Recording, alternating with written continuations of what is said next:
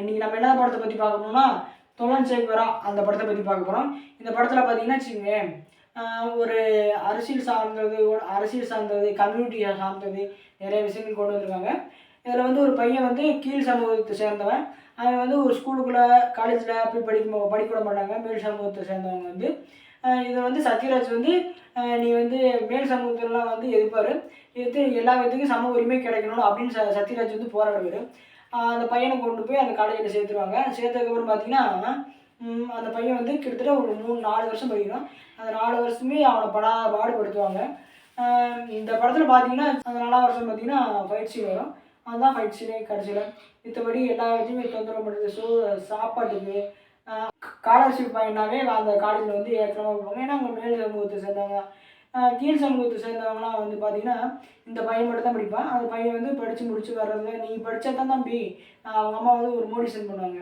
நீ படித்தா தான் தம்பி நம்ம கீழே இருக்கிறவங்க எல்லா பையனும் மேலே வருவாங்க. நீ முயற்சி பண்ண உண்மையாலே முயற்சி பண்ணணும்னா இப்போ இது நம்ம உனக்கு கீழே இருக்கிற சின்ன பையனுங்களாலும் விட்டுருவானுங்க. அண்ணனாலே முடியல, நம்மளால எப்படி முடியல அப்படின்னு அவங்க அம்மா வந்து மோட்டிவேஷன் பண்ணுவாங்க.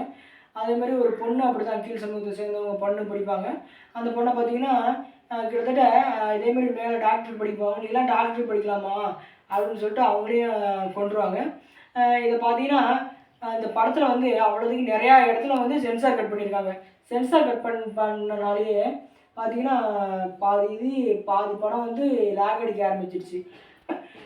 சத்யராஜ் வந்து ஃபஸ்ட் ஹாஃப் வரைக்கும் மட்டும்தான் வருவார். செகண்ட் ஹாஃபில் அவர் வரமாட்டார். அந்த பையன் வந்து கீழ் சமூகத்துலேருந்து எப்படி மேலே வருவான் அப்படின்னு சொல்லிட்டு வருவார்.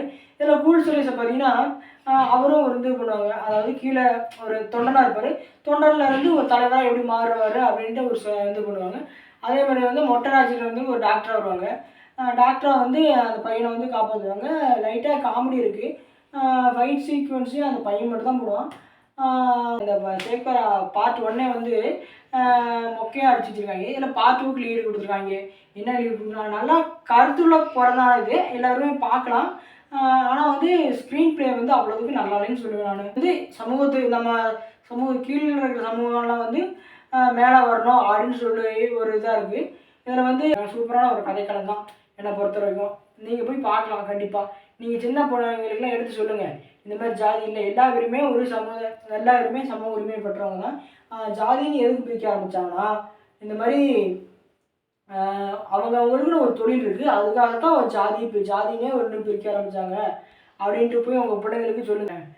சின்ன வயசுலேருந்தே சொல்லி வளங்க, பண்ணணும் இதெல்லாம் பண்ணக்கூடாது அப்படின்னு சொல்லி வளர்க்கணும்.